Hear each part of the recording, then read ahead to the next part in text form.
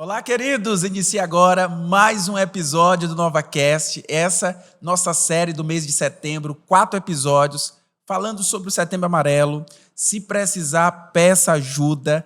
Que maravilha! Hoje eu estou aqui com um convidado muito especial, novamente nos visitando, pastor Wendel de Carvalho. Seja bem-vindo, viu? Amém, irmão Vitor. Prazer voltar. Tá com tempo, né? Tá com tempo. Estamos aqui de volta. Os irmãos pedindo, pastor, vamos. Estamos aqui para iniciar. Você já sabe como é que funciona. Você vai deixar o seu like, o seu comentário. Deixa uma pergunta, viu? No decorrer desse episódio, a gente vai responder, a gente vai conversar um pouco. E também a gente vai falar agora dos nossos patrocinadores, que é a Drogaria Castro, uma bênção de Deus. São mais de 30 anos aqui atendendo a família timonense da melhor forma. Tem o melhor atendimento, os funcionários sempre muito atenciosos e os melhores preços nas Drogarias Castro. Tá aí o QR Code na sua tela. E também o AgroCenter e Pet. Pastor que tem até uma conta no Instagram, né? Seus dogs. É o Mylon e a Mila. É o cachorro do Máscara, né, pastor? Aquela mesma raça, né? Jack Russell Terrier. Eu vejo o senhor lá sempre. São clientes lá da irmã Nilda, lá, do irmão Neto. Aqui em Timon não tem outro lugar, o melhor lugar para tratar o seu pet é na AgroCenter e Pet. Você vai agendar o atendimento lá da tosa, do banho. Você vai ter uma experiência incrível com o seu pet. E também lá você vai encontrar os melhores preços para produtos de agropecuário. Tá aí na sua tela o QR Code. Mande uma mensagem no WhatsApp, faça a sua reserva. Você vai ser bem atendido. Hoje a gente está com um tema muito importante, muito delicado, muito importante. E é necessário a gente falar sobre isso, né? À luz da palavra de Deus, o que a Bíblia fala sobre depressão. Eu, confessando para o senhor, eu já tive algumas vezes triste na nossa vida, mas eu não sei se foi exatamente depressão, né, pastor? Sim, é muito bom você ter tocado nisso, meu Vitor, porque há uma luta, né, no meio dos terapeutas, psicólogos, dos clínicos, de forma geral, porque os termos vão se banalizando com o tempo. Uhum. A gente coloca um termo, a gente vai banalizando com o tempo, né? De tanto se usar, vai se desgastando. O próprio termo depressão já teve outras palavras, né, que o definiam, né? Tempo atrás era melancolia, né? Triste mania. Até chegar nesse termo depressão foi um avanço, né, científico, estudos e tal, até chegar a esse termo preferido hoje para definir essa doença como a depressão. Depressão, né? E a gente hoje está banalizando muito, né? Porque tudo é depressão, né? Hoje a pessoa perde o emprego, né? Estou deprimido. Não, você está triste, está vivendo um luto, né? Porque perdeu esse emprego, né? A pessoa está vivendo um luto. Uhum. O marido foi embora, me deprimi. Às vezes não, é um processo ali que você está... Normais, né? Normal, tristeza sempre existiu, sempre vai existir. E a gente tem que saber, né? Definir o que é depressão do que é uma tristeza. Sim. Né? Podia até usar o termo novamente, melancolia, né? Tem gente... A gente vê nas conversas de esquina, às vezes as pessoas começam a apresentar alguns sintomas. Sim. Às vezes não quer sair de casa. Eu já vi já chamando... Não, ele tá com preguiça. Não, é doença de preguiçoso. Frescura, né? Mas não é isso, não é isso. O que poderia, assim, ser uma métrica para dizer, olha, isso aqui é depressão, isso aqui é tristeza. Sim. Tem alguma métrica, um período? Tem. Por isso você tem que procurar um profissional, né? Como você falou agora há pouco, saúde mental, porque academicamente é bem definido, né? Existem variáveis, existem sintomas que eles têm que estar conjugados, né? 3 sintomas, 4, 5, vai ter uma métrica para definir se aquilo é a doença, né? Porque só um profissional pode atestar que a pessoa de fato tem depressão ou não. Às vezes, alguém, como você falou, dentro do senso comum, querendo ali colocar o diagnóstico, pode até atrapalhar o processo, né? Colocar ou não um diagnóstico. Pode não ser uma depressão, pode ser outra doença, que pareça outro tipo de transtorno, né? Como a gente chama a psicologia, parece com depressão e não é, pode ser uma ansiedade, pode ser uma síndrome do pânico, pode ser outras doenças mentais, transtornos mentais, e o diagnóstico impreciso vai atrapalhar. Já pensou a pessoa, né? Estou com depressão, vou na farmácia, tomo um remédio para depressão e não é para depressão, é para outra coisa. É complicado. Vai complicar mais, né? Os efeitos colaterais são muito potentes, né, desses remédios. para transtornos mentais, né? Já ouvi o senhor falando um diagnóstico errado, né? Causa problema, vai tomar medicação errada. Vai tomar medicação errada, vai ter Tratamento efeitos errado. colaterais severos que podem, sim, aí complicar muito a vida dessa pessoa, né? Então, pra você ter uma ideia, os próprios psicólogos não podem receitar, né? Não podem preencher receituário, é só o psiquiatra que tem essa prerrogativa, porque são drogas muito potentes para tratar depressão, né? Então, tem que ser dentro de uma dosagem, né? Dentro de uma toda uma métrica mesmo, né? Toda como é que eu posso dizer? Todo um estudo, né, do caso para saber. E às vezes receitou uma droga, uma substância, e aí logo 15 dias depois tem que mudar para outra, tem que fazer testes até a pessoa se adaptar corretamente e aquilo surtir o efeito que é desejado, né? Às vezes terminou com a namorada, tá mal com... Não tá né? triste, né? Eu já tive Pegou um pé na bunda, aí até 15, o mês, tá legal. Hoje em dia, por exemplo, a questão do luto, né? Já tem o transtorno do luto prolongado, né? Sim, até ontem a doutora Ian veio aqui, ela falou um pouco a respeito disso, o luto, né? Ela estava explicando luto, que não é só sobre morte. Não é só você ficar triste porque perdeu alguém querido. Tem um período, né? Sei lá, até tantos meses, 3 meses, 6 meses, passou disso, a gente já vai ver de uma forma mais clínica, né? Analisando mais os aspectos para dar um diagnóstico, né? Saber se a pessoa está com transtorno ou não. Mas, assim, todo mundo que perde alguém ou alguma coisa, porque o luto não é só acerca de pessoas, né? Pode ser o emprego, como a gente falou, né? Pode ser uma realidade que ele não queria viver. Relacionamento, né? Um relacionamento, né? Pode ser, por exemplo, você queria muito ter um filho totalmente saudável. Veio a notícia que o filho não é saudável naquela visão, naquele aspecto, né, que você imaginava que seria. Você pode viver um luto pelo resto da vida em relação àquilo. Você queria aceitar aquela realidade, né? Ou então sofrendo aquela realidade, mesmo amando e cuidando, mas dentro de si aquele luto que não foi vencido ainda. Então, tem várias situações que podem, inclusive, provocar a depressão, né? Que a depressão seria esse estado clínico onde a pessoa não tem mais a sua volição, né? A sua vontade é sequestrada. Ele levanta, vai trabalhar, ele não consegue levantar para trabalhar, né? Reage, ele não consegue reagir. Então, é uma coisa que não depende mais dele, porque a sua vontade, o seu livre-arbítrio foi sequestrado, ele não tem mais poder, né, por si só, de reverter aquele quadro. E uma das coisas assim, que é, já para acender um alerta, é a perca daquele desejo, daquela alegria de fazer coisas que você sentia em dias normais. Por exemplo, gostava muito de jogar bola, uma pescaria, por um lazer, e de repente aquilo já não te mexe com você, não tem aquele prazer mais. A pessoa está estranha, né? Está estranha, não né? É normal, não é assim, né? Já são sinais, são sintomas que são alerta ali. Agora, ultimamente o pessoal está estudando muito e tentando ter já artigos sobre isso, enfim. Sim. A chamada depressão atípica, né? Que essa que é, hoje em dia, muito perigosa, que alguns chamam, entre aspas, depressão alegre também, enfim, né? Depressão sorridente. Pois pronto, acho que foi essa pergunta que surgiu num podcast aqui, que as meninas vieram e não soubemos responder o que seria, né? Sim, mas porque realmente é uma coisa muito recente, né? E está muito estudo ainda. Se atualiza muito os termos, né? Estão tentando cientificamente definir ainda mais corretamente, né? Artigos têm que ser produzidos, estudo de casos, você chegar, bater o martelo e dizer, está aqui. Mas já é uma coisa já está sendo bem fundamentada, né?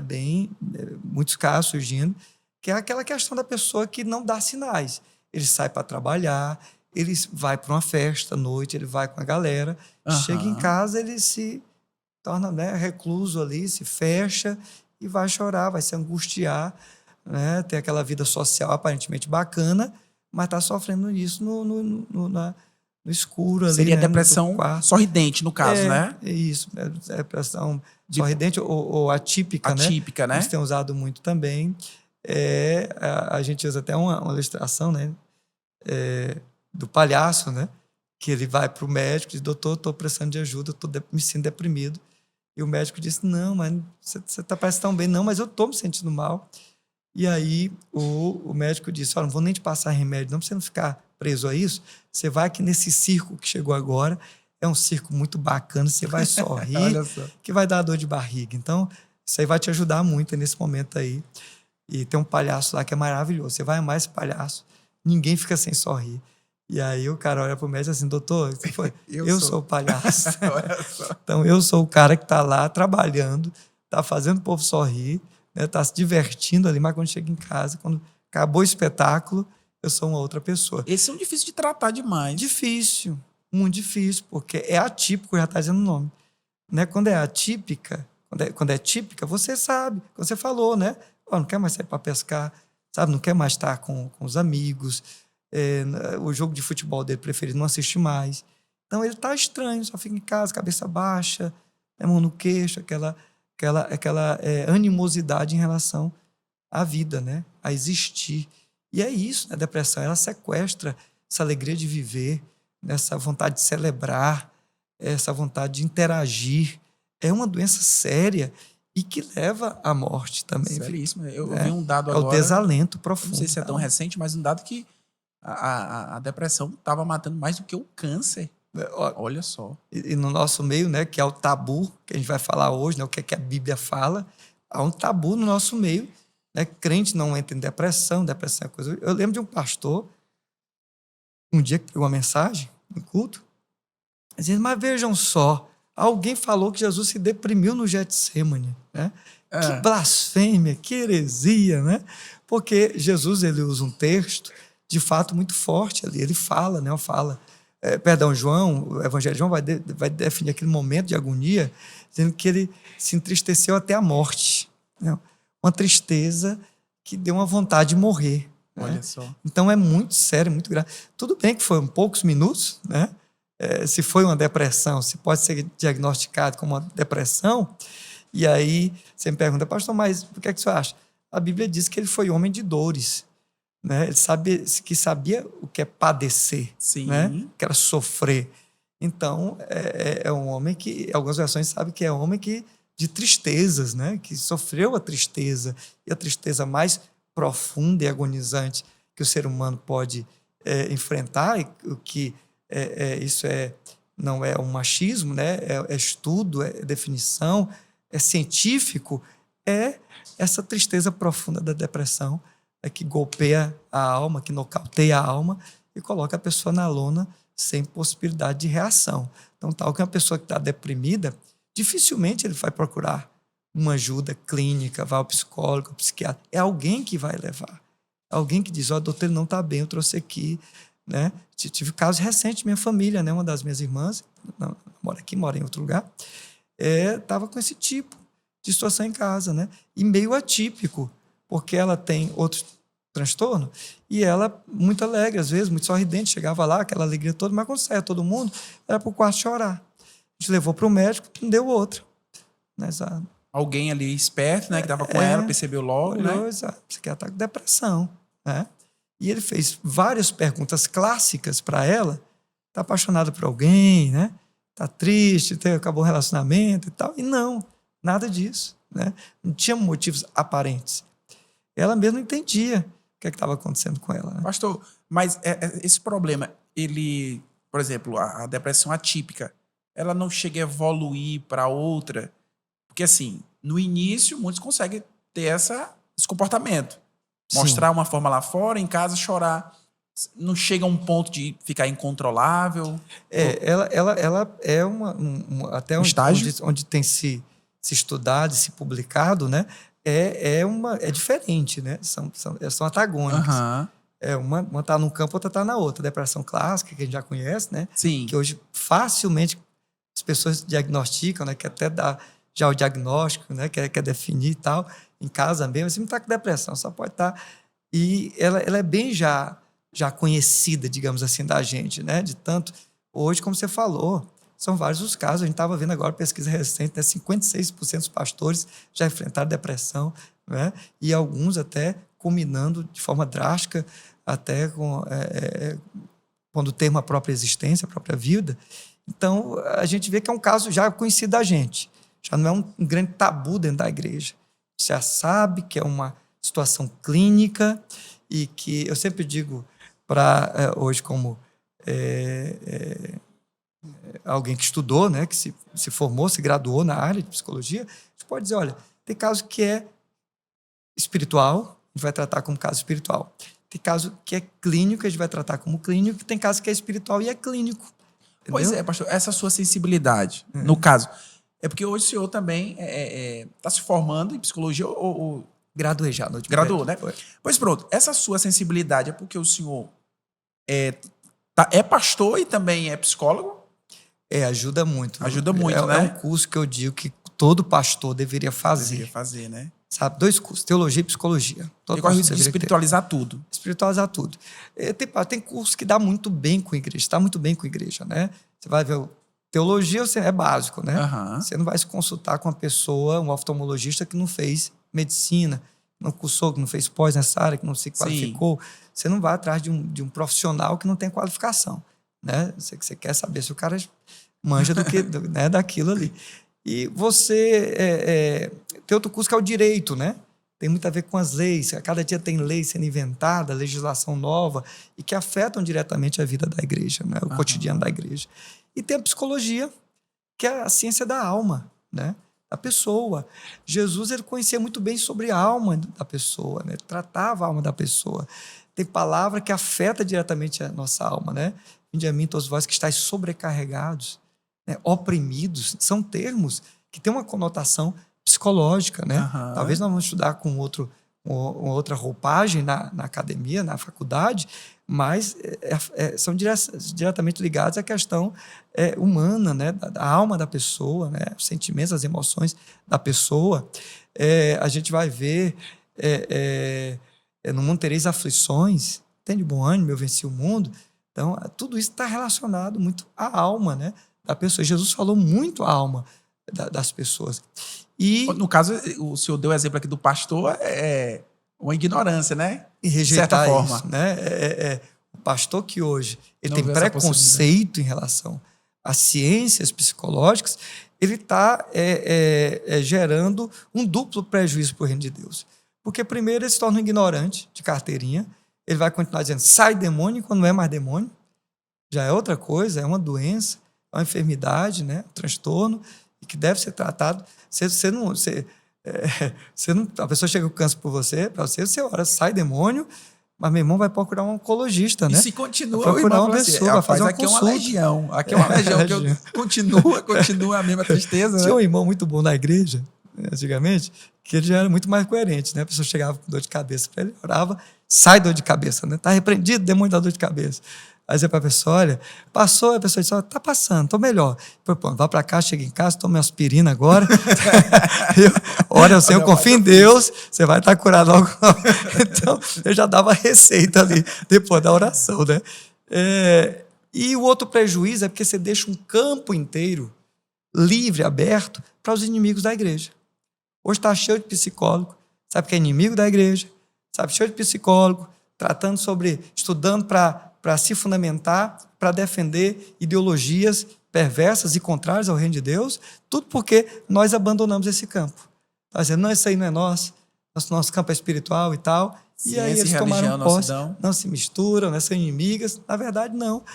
Toda boa ciência ela é amiga da Bíblia, da fé, da religião. Ela só vai confirmar o que tem na palavra de Deus. É só a ciência enviesada, né, de viés contrário à palavra do Senhor, a gente tem vários tipos de viés, que vai combater a fé, né, a ciência do ativista, do militante, né, daquele que quer ali um amparo para fortalecer a sua ideologia. Né? E para isso você está bem preparado, porque, por exemplo, uma pessoa mal intencionada, que não é cristão, inclusive se torna um inimigo da fé cristã, ele realmente se forma, cria bons argumentos porque está estudando, e aí pega um irmão ignorante. Meu irmão, aí. Esse cara até. Apanha que dá dó, né? Porque realmente o que eu estou falando não tem base, né? Esse cara até se frustrar, mas é porque não se preparou. Inclusive, os jovens hoje, muitos deles, de algumas igrejas, não entram numa faculdade, numa universidade, justamente porque não é motivado. Vai matar a sua fé e tal. Eu digo, o único jovem que vai se desviar na faculdade é aquele que nunca foi um crente de verdade na igreja. Aquele que, de fato, não tinha discipulado na veia. O cara, quando tem discipulado na veia, ele vai lá para combater o bom combate. professor fala isso, ele diz, opa, mas tem isso, ele vai ver, ele vai entender que aquele professor que está indo para o campo da religião é um professor de viés, né? Tem um viés ideológico contrário, e ele já vai buscar aqueles autores também que têm um viés que é compatível com o nosso. Porque tem, Vitor, não tem ciência pura. O que me ensinou esses anos todos, dentro da faculdade, quando eu voltei agora, é que não existe ciência pura. O senhor passou por situações lá? Claro, o cara vai lá, ele vai estudar, eu quero confirmar isso aqui. Quero confirmar que é desse jeitinho que eu penso. Ele vai procurar os artigos, então vai produzir conteúdo com metodologia científica, é claro, e ele vai acabar achando ali uma âncora, né, para defender o seu posicionamento. Por isso, hoje em dia, nós temos tão poucos artigos, por exemplo, científicos, em relação ao aborto. Entendeu? Porque quem defendia o aborto, os feministas e o pessoal militante desse viés, eles foram com toda a gana, produziram todo o material deles, e hoje nós estamos correndo atrás do prejuízo, tentando produzir, né? A gente sabe que o aborto hoje, por exemplo, ele gera uma sequela muito mais agressiva do que a sequela, entre aspas, de se ter a criança e ter que entregar para adoção, ou ter que criar essa criança sendo fruto, né, de uma realidade perversa, como o estupro, por exemplo, que ninguém apoia. Mas o efeito de abortar é muito mais nocivo. Sabe-se disso. Mas cadê os artigos produzidos? São poucos, muitas vezes em língua estrangeira, que a gente tem que pegar e traduzir, porque aqui no Brasil, né, o viés tomou de conta. Né? Tomou de conta. E às vezes o principal ponto lá é a mãe tem que decidir, ela tem que ter liberdade para isso, só que as pessoas que são a favor nesse viés, dessa ideologia, eles não vê lá na frente o que pode acontecer. Inclusive, muitas pessoas aqui lutam. A gente vê alguns se destacando, lutam contra as ideias dessas pessoas. E eles explicam isso que o senhor está falando aqui. Você botou a responsabilidade da sua mamãe que está vulnerável, que acabou por passar, né, por uma realidade. A tendência da depressão, eles têm depressão pós-parto, né? Na verdade, aquele luto que fica, né, como a gente falou agora, um pouco do luto, às vezes passa por uma criança de 9 anos, e é o gatilho, tá com 9 anos que eu fiz o aborto. Meu filho era para estar assim, entendeu? Era para ser assim, era para ser hoje, 20 anos depois, era para ele estar se formando na faculdade. Então, é aquele luto eterno que vem na sequência, aquelas sequelas intermináveis que afetam a alma da pessoa. E é só fazer uma pesquisa rápida, né? Coloca 10 mulheres numa sala que fizeram esse tipo de procedimento há 10 anos atrás, aí você vai ver a opinião dela. Nós temos aí gente famosíssima, né? Nós temos aí a atriz, não vou lembrar agora o nome dela, a Bia... a Kiss, né? Não sei o que, Kiss. Alguém vai lembrar nos comentários aí. Que ela fez um aborto. Fez um aborto. Aquilo marcou tão profundamente a alma dela. Ela se voltou com fé, né, para a religião dela, pedindo perdão a Deus. E hoje ela se dedica plenamente à causa contra o aborto, né? Não lembro agora o nome dela, não sei o que quis. Uma atriz antiga que fez novela, ela fez Barriga de Aluguel, se não me engano, aonde ela contratou, né, uma atriz para ser barriga de aluguel para ela, que ela não podia ter filho na novela.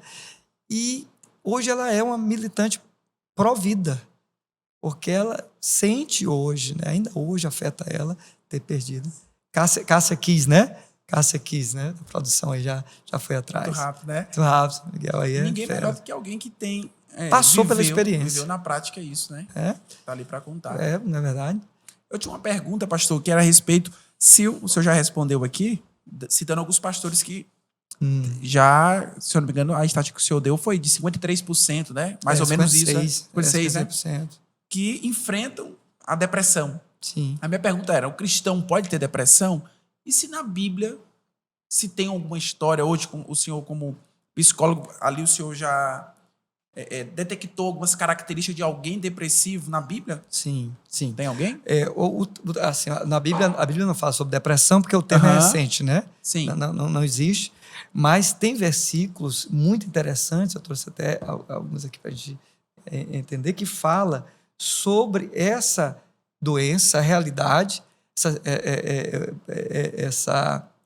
esse flagelo que eles sentiam na época, né? essa dor, essa angústia, e que eles traduziam com outras palavras, com outros termos, né? Provérbios 12, 25, diz: o coração ansioso deprime o homem, só que aqui é numa versão mais atual. Se a gente for ver no termo, não tem esse termo deprime, né? Vai ter possivelmente entristece o homem, né? Mas uma palavra bondosa o anima. Né? Aqui está falando, né, dessa angústia, dessa tristeza profunda, né, dessa depressão, que vai, ansiedade, né? Vai ser duas realidades, né? Parece um transtorno de ansiedade, um transtorno de depressão também, as duas realidades sofridas na alma que pode acontecer, né? Transtorno pode ser associados, pode estar concomitantemente afetando, né? Adoecendo aquela alma. Salmo 18,4 diz: tristezas de morte me cercaram, e fica mais denso ainda, né? E torrentes de impiedade me assombraram. Tristezas de morte, aquele desalento, aquela vontade de morrer, aquela vontade de não existir. Não é? A depressão, como eu falei, mata. Tem muitos casos de pessoas que atentam contra a própria vida e ela é fruto da doença. É um resultado da doença. Quem tem que ter muito cuidado com isso. Né? O estado terminal dela. É o estado terminal dela. A depressão. Naquele momento ali é um desalento completo, né? Pela própria existência, o filho não te empolga mais, o casamento não te empolga mais, o bom trabalho não te empolga mais. Tem muitos casos que você olha assim: puxa vida, eu não entendi isso. Porque a pessoa trabalhava bem, ela tinha um bom trabalho, um bom salário, um emprego dos sonhos, aparentemente era uma família linda, maravilhosa. Não estou entendendo isso. É o que aconteceu com essa família, né? E aí, essa tristeza de morte. Salmo 119, 28, a minha alma consome-se de tristeza. É muito forte isso. Já vai ficando mais claro, né? Mais claro, né? Mais denso, de alma, né? Está consumido por uma tristeza inexplicável. Não há uma justificativa. Por isso, não há o que você possa humanamente fazer, naturalmente fazer. Não é a mulher que está deprimida, o marido chegou, dá um presente para ela, toma um buquê de flor, acabou a tristeza. Não é assim que se resolve. Há um desequilíbrio hormonal, né? Há uma questão somática também envolvida, né? Psicossomática, e você precisa ali muitas vezes de um psicotrópico, de um medicamento para reequilibrar a tua química, né? Para os teus neurotransmissores voltarem a funcionar corretamente. Então não é só uma questão de um estalo exterior, alguém dizer: olha, tá triste, vamos dar uma volta, né? Vamos para o cinema. Ajuda, é terapêutico, mas às vezes não é só uma questão. Você tem que usar também outros elementos, né, que possam te reequilibrar, né? De novo, tua homeostase, né? Teu equilíbrio interior, né? E a Bíblia vai falando muitos casos, né? Jeremias 8,18 diz: se eu pudesse consolar-me na minha tristeza. Olha que angústia. Jeremias está vivendo isso, né? E o contexto aí deve ser... Não, e ele passa por aquela luta toda, porque ele é um profeta solitário. Ninguém está com ele vai para a cisterna, sabe? Ele é sabotado o tempo inteiro. Ele está vendo uma verdade que vai acontecer, mas ninguém está dando ouvidos a ele, ninguém está o apoiando naquele momento. Então ele diz, ele fala: se eu pudesse consolar-me na minha tristeza, o meu coração desfalece em mim. Ele está dizendo: eu não consigo reagir a isso, sabe? Eu não consigo me consolar na minha própria tristeza. Isso é a agonia da alma. A depressão é isso, é uma profunda agonia na própria alma. O senhor citou aí um salmo, não sei se foi o salmo de Davi, o salmo 119. 119, Davi.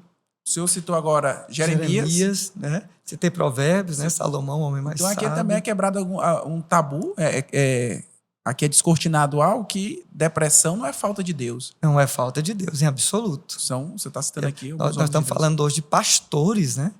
Pastores, somos que tem devocional, sabe? Somos que lê a Bíblia todo santo dia, porque, pastor, somos que pensam em Deus todo dia. O serviço, o trabalho deles é a igreja, é a obra do Senhor.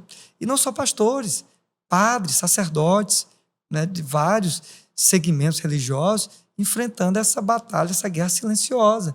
E muitos deles se sentindo ali constrangidos em falar do assunto, porque, queira ou não, ainda há um tabu dentro da igreja. Demonstrar fraqueza, né, pastor? As pessoas chegam para me pedir oração contra câncer, oração contra dor de cabeça, oração para virose, mas para depressão, poucos vêm até a gente.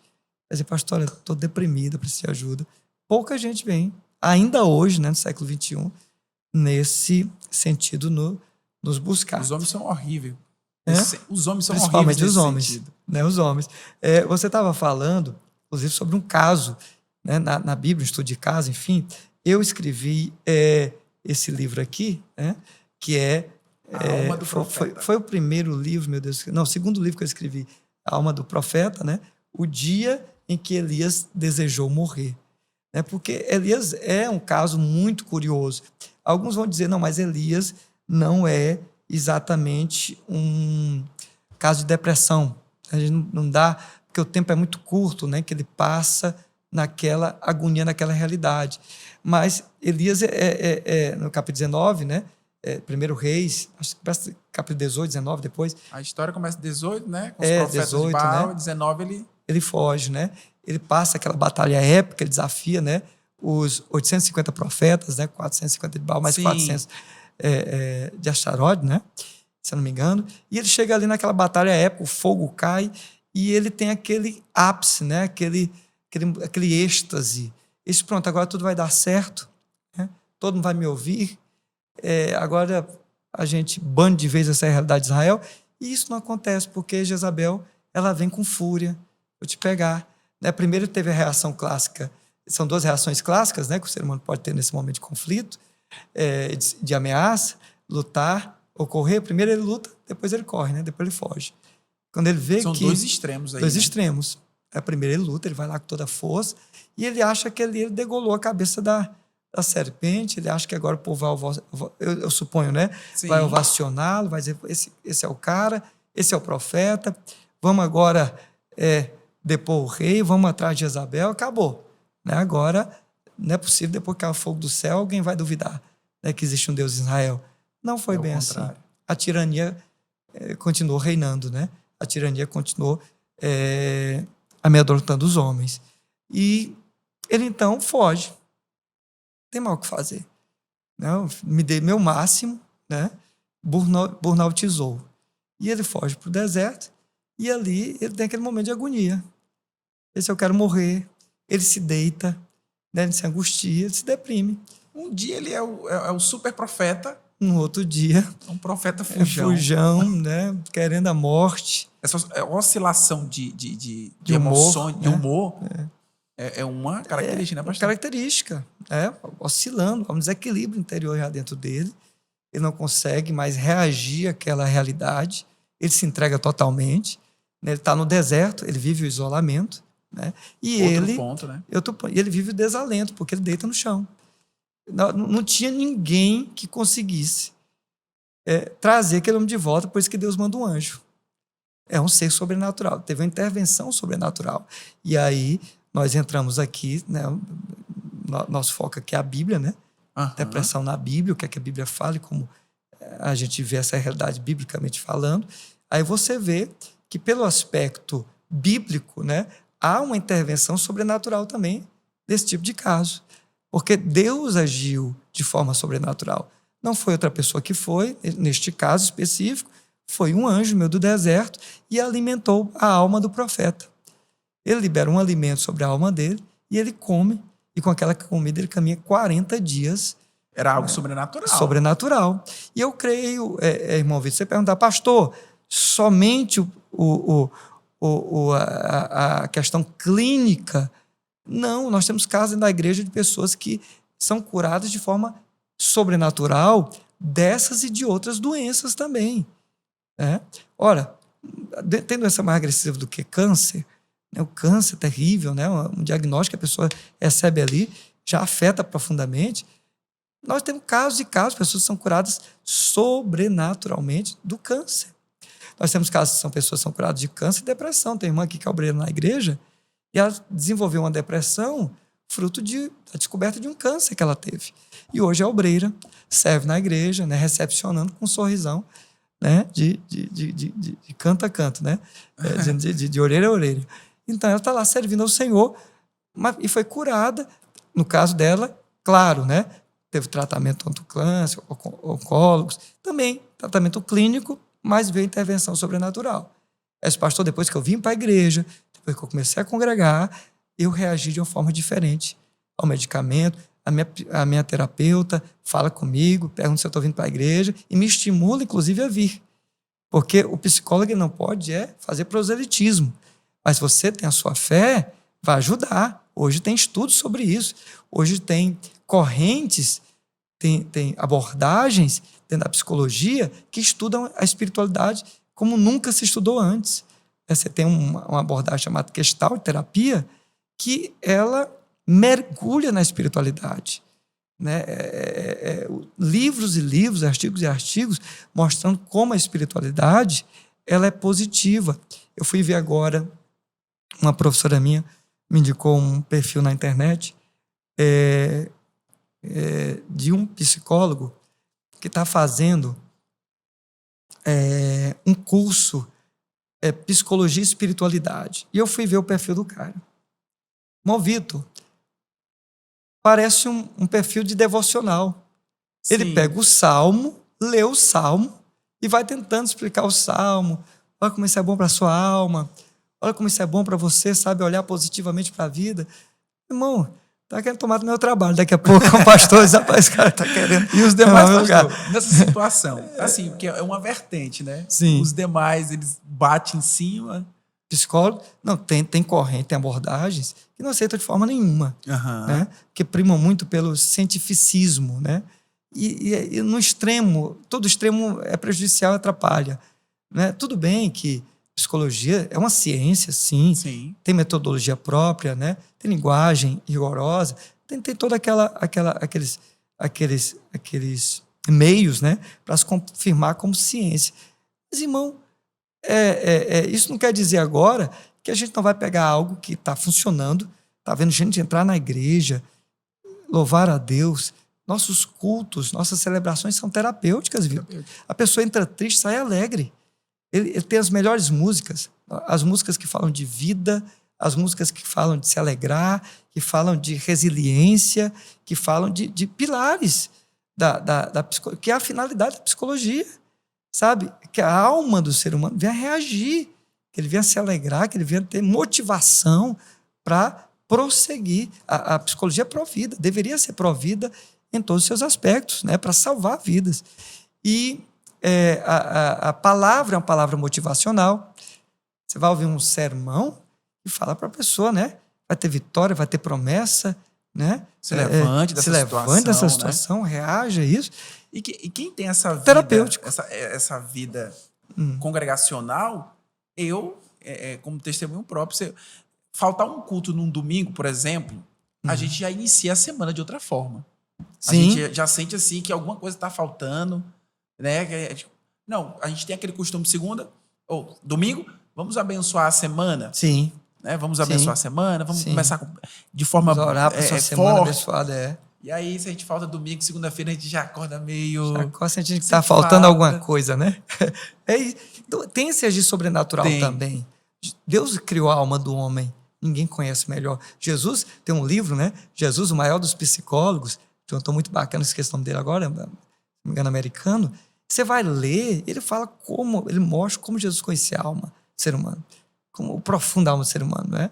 O caso de Elias ainda é interessante. Ele caminha 40 dias, mas não acabou aí, não. Você pensa que ele reagiu, você pensa que ele já está bem, você pensa que ele já venceu. O que é que ele faz na sequência? Entra numa caverna. Ele vai para o escuro, sabe? Ele vai para... Se isola, né? Se isola. Ele não quer conversa com ninguém. Você pensa que ele vai reagir, que ele vai voltar a trabalhar. E tem esses altos e baixos. Muitas vezes o engano que você está tratando alguém que está sofrendo de depressão é achar que começou a tomar o remédio, está tudo bem. Começou a fazer a terapia, foi para uma sessão, para 2, para 4, está tudo bem, já me dei alta, já estou curado. Gente, tem gente que faz terapia há 10 anos, sabe? Tem gente que passa 15 anos sofrendo dessa doença. Eu me hospedei numa casa de uma senhora, tempo desse fui pregar, nos deixaram na casa de uma senhora, e ela disse, no final foi sair, estava eu e o pastor Renato, minha família hospedada nessa casa, e no final eu perguntei, fomos tão bem tratados, fomos tão abençoados, fiz igual a Eliseu, né? Na casa da mulher,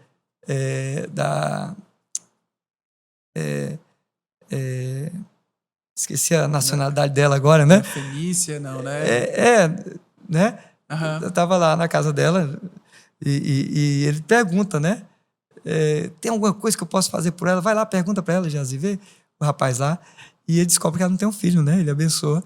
E eu disse, tem alguma coisa que eu possa fazer? Me tratou tão bem, nos tratou tão bem. Quer uma oração específica? Eu disse, eu quero. Por quê? Ora por mim. O que é que eu tenho? Eu sou doente. Qual é a sua doença? Eu tenho depressão. Não parecia. Naquele momento, estava fazendo as coisas pra gente, sorrindo, sentando na mesa, comendo com a gente. Você passou um dia lá e Passei 3 dias na casa dela. Não percebi. E aí, eu tenho depressão. Faz pouco tempo, alguma coisa? Está com 15 anos que eu sofro de depressão.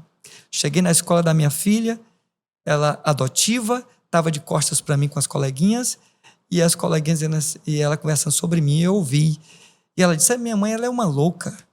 Ela é uma louca, quando ficar grande, eu vou me embora, vou deixar ela. Não quero nem saber dessa louca. Filha adolescente, vivendo aquela fase, né? De revolta. Sim. E aquilo entrou na alma da mulher. Ela ficou com aquele negócio, ela vai me deixar, ela me acha uma louca. E afetou tanto que ela vivia há 15 anos sofrendo uma depressão, né? Uma terrível depressão. Então, foi lá, e para tirar ele agora não teve história de anjo. Deus disse, anjo, agora é comigo. Deus disse, anjo, agora é comigo. O próprio Deus desce, né? Aquela fala aquela fala de Deus foi terapêutica, né? Porque a gente vai olhar assim, Deus perguntando, Elias, o que tu faz aqui? Deus sabia o que ele estava fazendo, né? Mas quem precisava saber era o próprio Elias. Precisava refletir acerca da sua própria vida, né? O que o levou ali. É como ele entrou. E aí está o processo terapêutico. Porque para sair da depressão não é só medicamento. O medicamento entra para regular, é para reequilibrar, ele trata da tua química. Mas o terapeuta tem esse papel importante de levar você para essas reflexões profundas, né, na sua alma, você entender esse processo, Deus é especialista, para querer sair dele. Deus é o maior especialista na alma do ser humano, né? O terapeuta vai ter esse processo. Por isso que é importante a pessoa procurar, né, um bom profissional também, né, uma clínica. É um conjunto, é multidisciplinar. Você vai lá para o psiquiatra, você vai para o terapeuta, procura a tua igreja, sabe? Procura um propósito para você viver. Sabe? Tá confirmado também, Vitor. A ausência de propósito, muitas vezes, pode te empurrar para uma depressão. Entendeu? Você chega num momento da sua vida, você burnoutiza, você diz, meu Deus, o que foi que eu fiz da minha vida? Não tenho nada e tal, tô desse jeito. Você começa a entrar nessa vibe negativa, daqui a pouco você está correntado. Acontece também isso. Sem propósito, né? Sem propósito. Pastor, na sua opinião, o senhor falou que é a respeito de Elias, né? Aquela situação de Ana também, de 1 Samuel. Seria uma depressão ali, pastor? Pelo fato de ela não... Tem características, né? Aquela angústia que ela estava vivendo, ela não tinha mais... o marido chega para ela com, novamente, aquele erro que a gente tem, né? Achando que são... que a gente pode resolver com paliativos, né? Chega mais Ana, eu sou melhor para ti do que 10 meninos, né? Ela era estéril, não podia ter filho, estava angustiada com aquela situação, oprimida, né? Um estado de opressão já na alma dela, e o marido chega dizendo, olha, sou melhor para você, é um paliativo, sabe? Tentando preencher aquele vazio, né? Com questões exteriores e tal, e aquilo é na alma da pessoa, né? Situação interior, né? Profunda. A tristeza sempre, todos os anos com a mesma tristeza, aquela tristeza, aquela frustração, né? Aquela agonia, aquela já vendo que o tempo estava passando, que não ia superar aquela realidade, né? E mais uma vez o culto serviu como ela remédio. Foi para o culto, ali adorou diante do Senhor, né? E Deus liberou a palavra através do sacerdote dela, né? Essa questão é muito interessante. Falei superando, lembrei. Eu tenho aqui um livro também que eu trouxe, que é um xodó que eu tenho, que é do Richard Baxter, né? O autor, superando a tristeza e a depressão com a fé. Isso aqui é fenomenal. Um livro pequeno, né? Não chega a 100 páginas. Richard Baxter, ele foi um pastor puritano, século XVII, e ele, antes de se existir ciência psicológica, porque a psicologia como ciência vai surgir no final do século XIX, no século XX é que tem aquele boom, é que ela vai se firmando e avançando e crescendo, e se tornando, né, uma ciência mesmo, né? Década de 60 para cá, você já vai ter coisa muito substancial já, em termos de ciência psicológica. Sim. Mas ele pega nesse tempo e que não se estudava de forma tão criteriosa a alma do ser humano, ele tem um insight. Ele disse, olha, essa melancolia, né, essa melancolia toda na alma do ser humano, Deus tem resposta para isso. E ele pega a Bíblia dele e ele sai de casa em casa, visitando as famílias dos tristes, né, que estavam desalentados, Melancólicos, né? melancólicos, e ele vai levando salmos. Ele tem todo um conjunto de escrituras que são como pílulas que ele vai ministrando nessas casas. Chega lá, ele canta, ele faz uma sessão terapêutica, um culto familiar, ele canta e ele prega, e aquelas pessoas, de maneira surpreendente para alguns, iam reagindo àquela realidade. Daqui a pouco, aquela pessoa que estava na cama, defiando, sabe, perdendo peso, sem querer ir para a igreja, sem a igreja, começava a respirar, começava a sorrir, começava a reagir dentro desse processo. Não era uma visita só, né? Era um processo de acompanhamento terapêutico e inovador para a época. E coisa que muitas vezes querem esconder, né? Porque isso aqui confirma, né, que a Bíblia Sagrada, ela pode servir também como uma terapia que leva alegria, que leva ânimo, né, que leva alento para a alma do ser humano. E ele viu resultados. Viu resultados ali, foi andando, foi funcionando, né? E hoje esse livro aqui, ele inclusive fala uma coisa interessante, que quais são as causas e a cura da tristeza. Dessa tristeza profunda, né? Não era uma tristeza corriqueira. Pronto, é que na época, né? Na época não era tão banalizado a coisa, né? E uma das respostas aqui, as principais causas são o desequilíbrio, a fraqueza e a enfermidade do corpo. O desequilíbrio das emoções, no caso. Das emoções, né? O desequilíbrio poderia ser químico, né? Da nossa química interior, porque a gente sabe que nós, hoje, existe uma abordagem na psicologia que ela trata muito dessa questão dos estímulos, das respostas, né? Do comportamento humano. E você vai estudar a questão fisiológica, né? Morfológica, ser humano, você vai vendo que nós somos respostas também. Química, nós temos neurotransmissores, são substâncias, né, que interagem no nosso cérebro e vai ativando, né, nosso sistema neurológico, né, o simpático, parasimpático. Nós somos uma máquina perfeita, funcionando, né, e com essas reações químicas que dependem do que a gente come, de como a gente vive, de como a gente dorme. Tudo isso afeta os nossos humores, né? E quando você está desequilibrado nessa área, chega uma hora que essa máquina humana não aguenta. Começa a apresentar os defeitos dela, o boleto, né? Vem. Né? Ontem você estava falando sobre autocuidado e justamente sobre isso, o sono. A falta de lazer. Isso, né? Um tempo para si, essa questão do contemplar, né? O senhor estava falando aqui dos salmos aí que o doutor estava apresentando, e eu lembrei aqui dos salmos que ele que é os salmos de Davi. Eu não me lembro se é o 42 ou o 46, que Davi diz assim: porque está abatido a minha alma. Porque se inquieta dentro de mim, né? Porque tinha angústia dentro de mim. E ele dá a direção: se alegra em Deus, né? Se alegra em Deus. Porque ainda o louvarei.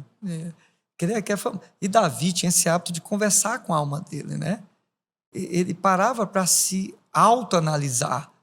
Olha, alma, você está muito angustiado. Eu estou sentindo minha alma muito assim, muito triste esses dias, né? Então, essa questão da autocontemplação, do autoconhecimento. Isso é bom. Que os orientais têm, Vitor, e a gente não tem. O ocidental não tem. É loucura, sai de manhã, amanhã já estou com minha agenda cheia. No Google. É mais fácil no Google, né? Tudo é muito rápido, muito instantâneo, né? E a gente está nessa, a gente não reflete, não é dada a reflexão. O ocidental não é um povo dado à reflexão. É muito pragmático. É trabalhar, é ganhar dinheiro, sabe? É para assistir o filme, sem refletir. É bom assistir filme, é bom, mas é bom você tirar uma lição. Quando eu entro na sala de cinema, eu digo, eu não posso ficar 2 horas aqui sem aprender nada. Eu me nego, né? Essa é a realidade. Eu preciso sair daqui com uma lição, com algo que faça sentido que justifique eu ter ficado aqui esse E tempo aqui todo ali o senhor assistindo. junta com a sua administração uma parte daqui de um filme, Já né? ilustração. Faz ilustração, tem algum sentido na sua No pregação? sentido, né? Porque não dá para você simplesmente ser um espectador, né? Ser depositado sempre, né? Não dá. Se você só recebendo, você tem que... Ele diz aqui mais ainda, e Vitor, uma coisa interessante. Ele fala, as principais causas são o desequilíbrio, a fraqueza, a enfermidade do corpo. É tudo uma questão psicossomática, né? Sim. E hoje em dia, a maioria daqueles que... dos psicólogos, daqueles que estudam, né, o ser humano, o comportamento e as emoções, enfim, eles dizem que é redundante falar em psicossomático, porque tudo é psicossomático. Não existe mais uma doença psicossomática. Todas as doenças são psicossomáticas. Se você não está bem, sabe, em uma área da tua vida, se você machucou o teu dedo mindinho, já afeta você.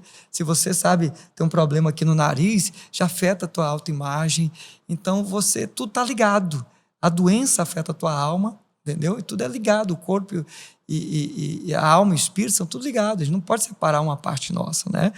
E tudo está interligado. E ele fala, por causa disso, a alma fica grandemente impossibilitada de absorver qualquer sentimento de conforto. Ele, no século XVII, percebeu que por mais que você falasse, por mais que muitas vezes você vai dar certo, a pessoa não acreditava mais. A pessoa não conseguia mais ser confortada. A família dizendo, meu filho, está tudo bem. Sabe, você tem uma casa boa. Você está estudando uma boa escola, né? Seus pais estão aqui, meu filho, nós estamos aqui, o que está acontecendo? E a alma não conseguia mais absorver aquele conforto. E esse é um estado de depressão. Pessoas em depressão profunda, né, grave, severa, fica dessa forma. Por mais que você diga, você é bonito, sabe, você é uma pessoa maravilhosa, você é inteligente, isso não afeta mais a alma.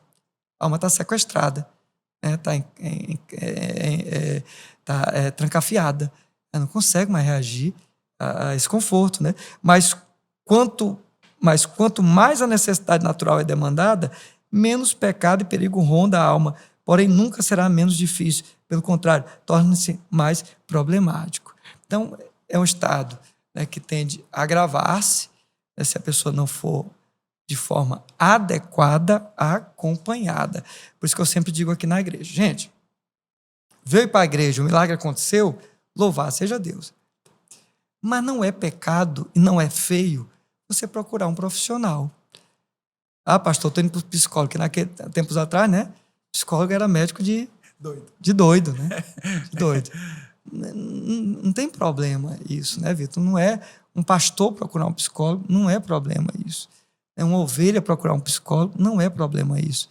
O problema é a gente ficar levantando o tabu, né? Fortalecendo o tabu e as pessoas partindo precocemente. Isso é tão natural que aqui na Nova Aliança de Timon tem a ONG, né, que trabalha. Sim, nós temos um braço social, né, que é a ONG, e que tem os atendimentos psicológicos, né, também, e tem servido muito, né, a muitos irmãos, a muitas famílias. A gente tem essa prioridade também nesse sentido, nesse aspecto. Confio no poder de Deus.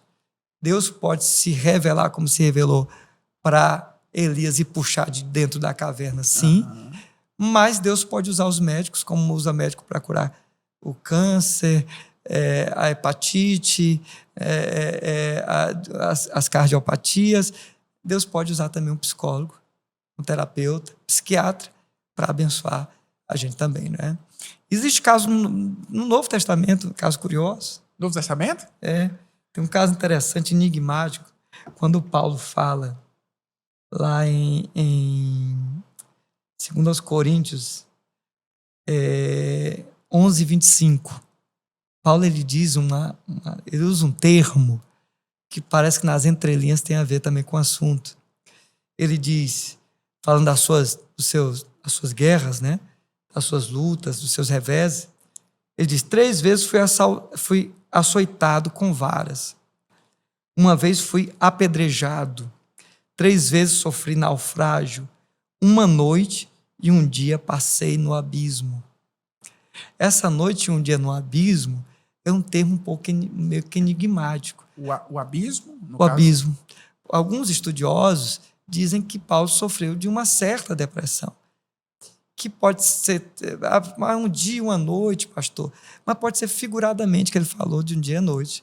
A Bíblia diz o choro pode durar uma noite, mas a alegria vem pela manhã. Tem noites que são muito longas, eu até brinco, uma noite aqui é diferente de uma noite lá em Plutão, dura 6 meses. Então, a noite aqui, né? Então a noite aqui é mais rápida, 24 horas. Tem noite de irmão que dura mais tempo, né? Tem crises que duram mais tempo do que outras crises. E crises existem. Então pode ser figurado isso, ele pode estar falando do abismo. O abismo tem a ver tem associação com o termo depressão, porque depressão é você ser lançado no abismo. O termo deprimício, depressão, é você estar para baixo, né? Down, né? Você ir para baixo, né? A gente vê muitas vezes andando na estrada, né? Cuidado, né? Depressão na pista. Não é que a pista está com depressão, está triste, né? Porque lá na frente tem uma vala, né? Tem um desnível, né, naquela pista, e você não tiver cuidado, o carro entra dentro. Então, Paulo, ele estava o termo depressão está para baixo, naturalmente seria nesse sentido, e ele esteve nesse abismo, né? Talvez por conta das suas lutas. Muitos motivos. Por ter apanhado tanto, né? Ter sofrido tanto. O povo, a cada dia, você sabe que a vida de Paulo é muito conturbada. Desconfiavam do discipulado dele, do apostolado dele. Ele diz, olha, estão dizendo que eu não sou apóstolo, que história é essa? Sou mais apóstolo que os que estão aí. Eu apanhei muito mais do que eles, eu sofri muito mais do que eles. Então, eu passei por mais guerra que eles. Eu posso não ser para muitos, mas para vocês eu sou. Né? Pelo menos para vocês, né? Me considere, vocês estão perto de mim. Né? Me dê ibope aí, né? Me celebre como apóstolo. Inclusive, falando de apóstolo Paulo, a gente... Eu não sei se o senhor, como pastor, é uma pessoa muito sábia nessa área. O filme que tem o filme do apóstolo Paulo, inclusive, saiu de uma plataforma tão boa, né? Pois é. Tão bom. E eles colocam lá o espinho na carne como se fosse as situações que ele passou no passado, né? Que ele matou algumas pessoas, perseguiu. E no filme dá a entender que o espinho na carne dele era aquela tristeza dele, era as mortes que ele tinha feito, no caso de Estevão, a igreja que ele perseguiu. E ele passa por isso, né? Aqueles pensamentos todo o tempo tentando ali atrapalhar a caminhada dele. Isso. Tem alguma coisa que fala a respeito disso? Aquele termo do espinho na carne, ele tem 3 possibilidades, né? Que é enigmático. Alguns vão dizer que se tratava... Espinho na carne era um termo para quem tinha epilepsia, né? Na época também, doenças convulsionais, né? Sim. Poderia ser assim também. Outros vão dizer que aquilo poderia ser uma doença nos olhos, a visão que ele tinha, porque lá aos Gálatas, né, ele diz, olha, se fosse possível, vocês tinham me dado seus olhos. Vocês tinham arrancado os próprios olhos, tinham me entregado os olhos. Né, como se alguém tivesse sensibilizado com a enfermidade dele. Né, ele não diz arrancado um braço ou outro, ele diz os próprios olhos e me entregaram. Foi bem específico, Foi bem específico, né? E outros ainda vão mais além e falam que poderia ser uma esposa, uma mulher que ele teve antes de se converter a Cristo. Essa história, olha que coisa. Essa história eu já ouvi. Já ouviu, né? E essa mulher era uma sabotadora, né? Que onde ele ia pregar, ela chegava e dizia, não, ele não é esse Paulo que vocês pensam, não. Eu conheço ele, ó, ele era assim, assim, assim. Por que chegaram ele não era tão bom, não. ponto, pastor? É porque para ele ser um fariseu, era obrigado a isso? A questão da esposa, ou porque tem algum texto? Diz que tem a ver com a condição, o estado civil dele, né? Solteiro, né? Não se casou mais. Alguns imaginam que ele teve uma experiência frustrada, né? Mas não tem nada documentado. Nada, né? Não, são especulações, né? Que vão criando raiz, né? No meio cristão. Mas ele sofria de fato, né? Eu imagino que deva ser um tipo de enfermidade mesmo, né? Que ele sofria. Física, imagino eu. Eu sou mais adepto dessa questão da visão, sabe? Porque ele quando escreve, né, de ser o Paulo, escrevo do meu próprio punho com letras garrafais, né, mostra que ele já não tinha mais condição de escrever, tinha que ser uma letra muito enorme, né, para ele perceber que ele estava escrevendo, né? Conversar com um teólogo é muito bom, tem uns detalhes que só o teólogo vê. E para nós, Vitor, que escrevemos, meu maior medo é de ficar cego, né, também, né, de perder a visão. Né, quando eu fui na oculista, cara, você vai ter que usar óculos. Toda vez que eu vou no oculista, como fui agora, recentemente, eu pergunto, o grau vai aumentar? Não, calma, vai se estabilizar. Meu medo é chegar no momento que não tem óculos que resolva Porque nossa paixão é ler, né? Nossa paixão é escrever, né? E a gente precisa da visão e da voz para cumprir nosso chamado, né? Sem perna, você senta na cadeira de roda e prega, tem problema, né? Já vi pregadores pregando cadeira de roda, mas sem a visão e fica mais difícil, né? Não fica impossível não, mas fica mais difícil, né? É interessante. Eu vi essa questão do apóstolo Paulo e eu ficava... Esse pensamento veio na contramão de muita coisa, né? A gente assiste um filme muito forte, só que chega nesse ponto a gente fica ali com aquele pensamento, né? Agora da mulher é covardia, né? Dizer que ele tinha uma mulher. Se for mesmo, era um grande espinho na carne. A pessoa se pregando ela, não é assim não. E ele tinha todos os motivos para ser alguém depressivo, assim como Jesus, né? Eu Sim. li um livro do Augusto Cury. Sim. Se eu não me engano, é o homem mais feliz da história, uma coisa assim, que fala Sim. sobre as emoções. Ele que tinha todos os motivos para ser alguém depressivo, não. Até Pois na cruz é. ele... E o Paulo, eu não vejo como ele ter finalizado a vida em depressão. Aqui esse versículo que nós lemos agora há pouco, Sim. que é também especulação, é claro, né? Mas parece ser uma coisa muito sazonal, pontual, e que superou plenamente o final da vida dele, né? Se teve, foi curado, né? Se teve, né? Se passou por essa angústia, por essa melancolia profunda, ele superou, porque ele escreve aos Filipenses dentro de uma cadeia, e ele repete várias, se não me engano, 5 vezes ele repete, né? Alegrai-vos. Isso eu acho Né? muito Outra forte, vez pastor. alegrai-vos, né? Então, é uma Ele pessoa dentro de uma prisão, prisão, alegrando as pessoas que estão se fora. alegrem, né? Se alegrem. Isso é muito forte. Ele diz, ele tipo assim, brinca com a situação dele, né? Olha, eu estou preso, mas a palavra não está presa. Né? Eles me botaram aqui, mas perderam o tempo. Eu estou mandando as cartinhas, estão chegando até vocês do mesmo jeito, né? Estamos aqui, César deu um tiro no pé. Né? Então, minhas cartas estão chegando. Estou com mais tempo agora. Estamos aqui. Estou com mais tempo para escrever. Pastor, você que ainda não deixou sua pergunta, deixa sua pergunta aqui nos comentários. Amém. Há uma coisa importante. Tem muitas pessoas passando aqui nos episódios, assistindo a live toda segunda-feira, e estão esquecendo de um detalhe muito importante, que é se inscrever no nosso canal. A gente está com a marca agora de bater os 1.000 inscritos. Então, você que está assistindo, vai aqui embaixo, clica no inscrever-se, deixa o seu like, deixa o seu comentário. Você conhece alguém que está com depressão?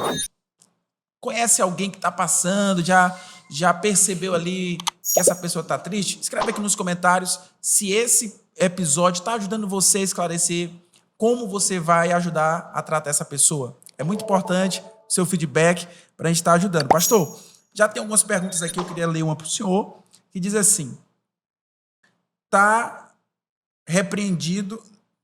Deixa eu ler aqui. Está repreendido tristeza em nossas vidas. Está repreendido tristeza em nossas vidas. Mas como saber que uma tristeza se transformou em uma depressão? A gente falou disso no início, não foi? Pronto. Tem alguns fatores, como a gente falou, né? É importante ir ao profissional de saúde mental, né? Lugar, psicólogo. Né? Isso. Psicólogo, psiquiatra, tem que ir, porque lá ele vai ter esses fatores, né? Esses sintomas que tem que se associar. Né? Se é prolongado o período que está. Existe uma tríade que a gente sempre usa para os transtornos. Né? A tríade qual é? Tem que ter frequência, tem que ter densidade e tem que ter sofrimento clínico considerável para a pessoa. Então, para ser considerado um transtorno, tem que ter isso. Né? Tem que ter frequência, tem que ter uma densidade, né? Tem que ter um sofrimento clínico considerável. Senão não é. Está demorando muito? Está demorando muito. Está muito forte, exatamente. E está doendo demais. Está insuportável. Né? Então, é aquela coisa, a pessoa que está com depressão de fato é uma angústia. A pessoa chora e você diz, por que você está triste? Eu não sei porque eu estou triste. É uma tristeza. É angustiante. Literalmente angustiante. A volição da pessoa foi sequestrada. Ela não tem mais vontade própria, ela não tem mais a capacidade de decidir pela própria vida. Isso é muito sério, muito grave. Então, não é uma coisa que ela está daquele jeito, reaja. Não, ela precisa de ajuda, sozinho não vai conseguir. Como eu volto a falar, o caso de Elias, o anjo desceu, Deus desceu. É todo mundo ali tentando salvar, né, a pessoa que está com essa situação. Pastor, no caso de Elias, cortando aqui, será que ele foi curado? Né? Porque a gente vê logo depois, Deus já prepara uma pessoa para o lugar dele. Isso eu acho, na sua opinião, É, ali. e é interessante, porque após Deus chegar, e Deus ele cura a alma dele, ele libera propósitos, né? Aham. Você tem que viver agora ali, você tem que fazer positivo com essa cura. Você olha, vai lá, unge um novo profeta no teu lugar, unge rei, sabe? Olha, e outra coisa, aquele sentimento de solidão, né, na alma, eu tô sozinho, ninguém mais te adora. Que não era verdade, Só né, não era pastor? verdade. Não era Tem verdade. 7.000, Elias, tem pessoa para te ajudar, tem gente. Você não está sozinho nisso, Elias. Então Deus, ele foi um terapeuta, né, entre aspas, para Elias. Foi alguém que ele foi através tem um ramo na psicologia, tem uma abordagem muito linda chamada logoterapia, que é a cura pela fala, né? Isso foi desenvolvido por um psicólogo, logo um judeu, no período da Segunda Guerra Mundial, no meio daquela dor, daquela angústia. E é muito bacana isso, né? Através da fala, né? Através da palavra, indo curando. Jesus é o Logos, né? Ele é a palavra que cura também, né? Que libera a cura sobre nossa alma. Então, Deus foi liberando a palavra ali, liberando o propósito, e aquilo reanimou, né, a alma do profeta também, né? Muito bom. Pastor, Provérbios 12, 25 diz: o coração ansioso deprime um homem, mas uma palavra bondosa o anima. A ansiedade e depressão estão relacionadas. Diante disso, o momento certo para procurar um profissional é quando começa a ansiedade? Pronto. Quem não é ansioso hoje? Quem não é ansioso, né? Vai até ter um podcast mais ou menos sobre isso, se eu não me engano, vai. né? Mas, assim, são dois transtornos, né, diferentes que podem agir. Agora, assim, existe o transtorno, existe a ansiedade como comorbidade, que ela pode, a pessoa deprimida, né? E aquela ansiedade, né? Foi um gatilho ali, foi liberando, foi fortalecendo aquele estado clínico naquela pessoa, aquele definhamento, né? São muitas variáveis, né? Que uma pode estar fortalecendo, corroborando um transtorno e o outro, né? Pode ser os dois transtornos simultaneamente, pode ser só uma ansiedade como comorbidade dentro daquele transtorno que a pessoa está sofrendo, né? Daquela depressão. Pode vir o pânico, né? Também junto. Então, é uma realidade que uma pessoa leiga e que muitas vezes um próprio profissional, Vitor, só numa entrevista, Ele não percebe, só na anamnese, não vai conseguir fechar o diagnóstico, né? Vai levantar uma hipótese, mas é um processo, né, de sessões, de acompanhamento, que vai definir de fato o que aquela pessoa tem. Por isso que a gente sempre diz que a gente não pode banalizar, não pode chegar ali e dizer: pastor, fulano está com depressão. Mas por que você acredita que está com depressão? Né? Se um profissional precisa de muitas sessões... que estudou e tal, né? E vai lá para... E a pessoa chega muito com isso, né? Chega logo dizendo, vai lá logo na internet, qual o remédio que é bom para depressão. E é perigoso. Vitor, do remédio, olha, remédio para tratar a gripe tem efeito colateral, né? Remédio para tratar dor na coluna tem efeito colateral. Mas os piores efeitos colaterais estão relacionados a remédios para transtornos mentais, para tratar transtorno mental. Por isso que é muito sério a pessoa, não, qual foi o comprimido que você tomou para dormir? Eu conheço uma pessoa que me falou que estava com mais de 5 anos tomando remédio para poder dormir. Eu disse: quem foi que receitou? Vai ser eu mesmo. Eu fui na internet, eu vi que esse remédio é bom para dormir. Não estava conseguindo dormir. Eu tomo um comprimidinho toda noite e durmo. Uma droga pesada, usada, só pode ser receitada e passada por um profissional, um psiquiatra, e a pessoa tomando há 5 anos para dormir. Tá quase o organismo da pessoa dependente, se viciou naquela substância. É muito perigoso. Então, assim, quer saber se tem depressão ou não, procura o profissional. Tem um diagnóstico, vamos procurar o tratamento, vem para a igreja também, pede oração, pastor, tá aqui, eu fui diagnosticado de depressão, quero oração. Vamos fazer oração, fazer campanha, mas tem que partir de um profissional na área. Tem que ter. Hoje o próprio CAPS tem esse tipo de profissional gratuitamente, 0800. O homem, por guardar tudo para si, está mais propício a ter depressão? Inclusive, eu acho que a doutora Ayame, ela respondeu ontem aqui entre quem mais desenvolvia a ansiedade e a depressão, se era homem ou se era mulher, né? Vitor, historicamente, né, até onde eu sei, as mulheres têm uma tendência maior, né? Sim. E a gente volta a falar também como é hoje. Tem muito também a ver com essa questão física, hormonal também, e a mulher, naturalmente, ela tem uma variação, né, nesse sentido.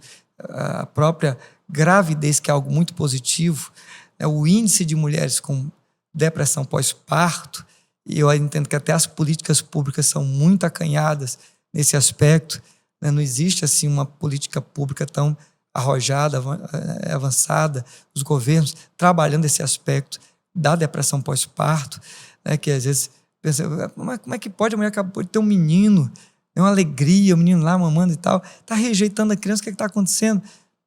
Né? O pessoal não entende muitas vezes essa realidade, porque ela passou por um momento de grande alegria, acabou de passar, né? Teve a criança, o organismo dela todo projetado para esse ápice, né? Essa coisa maravilhosa, e ela vivendo, né, essa angústia, e às vezes o marido não entende, né, o que está acontecendo, que tristeza é essa. Às vezes foi só um relacionamento ali passageiro, não tem um pai presente, e aí o filho nasce e a raiva que ela tem da pessoa... Mais interessante, Vitor, é que em famílias com configuração normal, tudo certinho, o marido, a mulher, e às vezes isso, né? desenvolve isso, às vezes ela não teve dos 2 filhos que teve antes, teve do terceiro, entendeu? É uma coisa assim, que há um desequilíbrio realmente, né, químico, hormonal, enfim, e pode lançar essa mulher numa depressão pós-parto, por exemplo, né?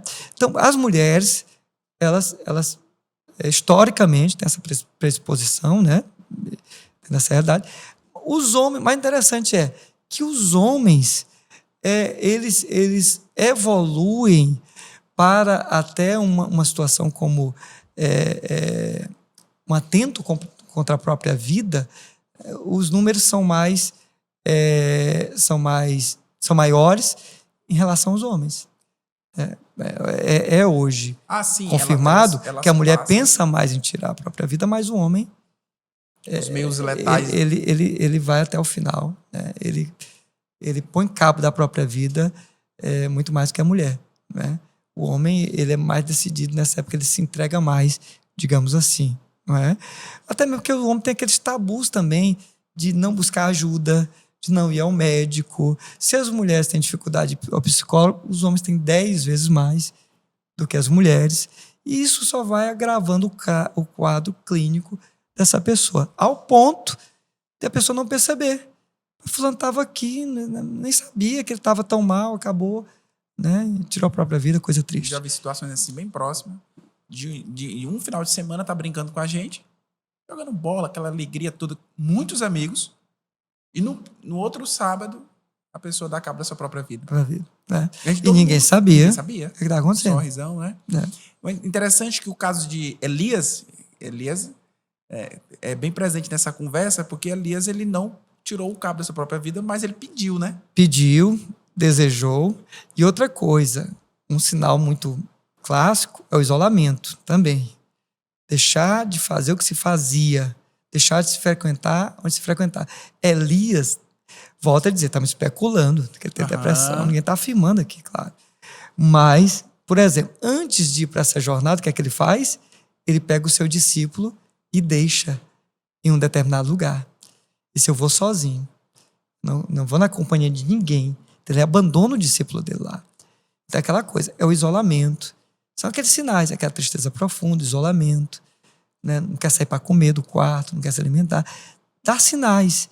E sinais, volto a dizer, com uma frequência, com a densidade, né, muito forte, entendeu? É aquele sofrimento que a pessoa está tendo na alma, não é porque queira estar assim, né? O Moisés também passou por uma realidade, chegou para Deus e disse, me mata, né? E é aquele desalento por viver, não quer mais viver. Então, são pesos, né, dos outros ali, peso, carregando, né? um fardo. Isso. Inclusive, a doutora Ayame, ela falou aqui a respeito de... prejudica muitas pessoas carregar um fardo que não é seu, né? Ela falou a respeito disso, que às vezes a pessoa está sofrendo por depressão, às vezes o problema não é nem dela. É um esposo, é um filho, é uma situação Sim. exterior que está afetando o interior dessa pessoa, né? Sim. Muito complicado. Pastor, a gente só tem um ponto negativo aqui no nosso podcast, que é quando a gente chega ao fim. É o fim. Bater um papo com o senhor é uma bênção de Deus. Amém, meu ouvido. Se me permite, eu queria só dizer aqui um texto, Pode né, ficar à que eu vontade. selecionei aqui. Sim. Esqueci de trazer o autor aqui, mas depois eu procuro denunciar texto qual é a bíblico? fonte. Não, é um texto de um artigo Aham. que eu li, que eu achei muito interessante, que diz: o desânimo pode abalar a fé mais heróica e enfraquecer a mais firme vontade. Mas Deus compreende e ainda se compadece e ama a esperança para quem luta contra a depressão.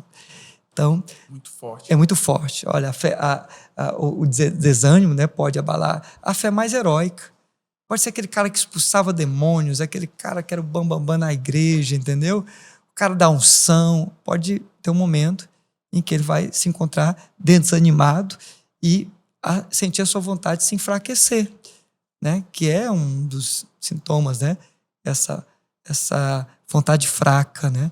Você não tem aquela pujança mais, aquele poder de decisão, vai se arrefecendo na sua alma, né? E a esperança vem na sequência, né? Deus pode restaurar, Deus se compadece, Deus ama, e há esperança, assim, para quem luta contra a depressão, procurar ajuda, né? Falar abertamente. Ah, pastor, mas eu tenho dúvida de que não é isso, né? Eu não quero falar porque eu não tenho dúvida, pode não ser depressão. Se não for, louvado seja Deus, mas se for, né? Você não vai perder a oportunidade de falar. Se o diagnóstico não for confirmado, não tem problema nenhum. Foi uma suspeita que foi afastada, louvado seja Deus. E se for confirmado, vamos buscar ajuda, né? Vamos vencer isso juntos em nome de Jesus. Com Jesus, né, tem vitória para todos os males da nossa vida, da nossa alma e do nosso espírito também. Com certeza. E assim, a visão de Deus a respeito de uma pessoa depressiva é que Deus quer ajudar. Quer ajudar. Para Deus é uma doença como as outras. Deus não classifica doença, não escolhe doença. O poder que ele usa para curar uma dor de dente, uma dor de cabeça, é o mesmo poder que ele usa, né, para curar as piores mazelas, né, que a gente possa sofrer nessa vida. É ótimo. Deus, quando encontra Elias naquela caverna, ele não aponta o dedo, ele não confronta. Nada. De certa forma, um confronto ali para perguntar onde ele estava, só mas que a vontade dele dá um sai daí, meu despertamento. filho. Sai daí. Tem um propósito Vem novo. conversar comigo aqui fora, que é melhor, né? Ele chama Elias para fora da caverna, né? E é isso que Deus quer fazer com pessoas que estão nessa situação, é ajudar. E o tema anual, pastor, é: se precisar, peça ajuda. Peça ajuda. O tema Peça anual ajuda. do Setembro Amarelo. Peça ajuda. Se precisar, peça Se ajuda. precisar, peça ajuda, não É a perca tempo. hashtag, né? Se precisar, peça ajuda. Vitor, tá esgotado, vou deixar isso para ti, te presentear. Amém, muito obrigado, pastor. Eu não tinha lido, já li todos os seus. E o senhor chegou com ele, eu falei: rapaz, esse aqui eu não li ainda. Aí o senhor Vou reeditá-lo agora, né? Uma versão estendida, um pouco maior, com a base, né? Nesse tempo eu ainda não conhecia tanto, né? Como da área como conheço hoje. Vou reeditá-lo brevemente. Mas o pessoal tem lido. O senhor está rejuvenescendo, né, pastor? O senhor, aqui, a foto do senhor Não aqui, é, aí já você sem tá óculos, né? ficando mais novo, Louvado seja Deus. Amém. Amém. Obrigado pelo convite, viu? Estamos aqui sempre à disposição. Finalizando aqui o segundo episódio do mês de setembro. Lembrando que a gente ainda tem mais 2 episódios abençoados, viu? Os últimos 2 também vamos falar de temas muito interessantes, muito importantes. Então, se fosse você, na próxima segunda-feira, vamos nos encontrar aqui a partir das 20 horas, aqui nesse mesmo canal do NovaCast. Então, aguardo você. Deus abençoe sua vida. Se precisar, peça ajuda. Peça ajuda.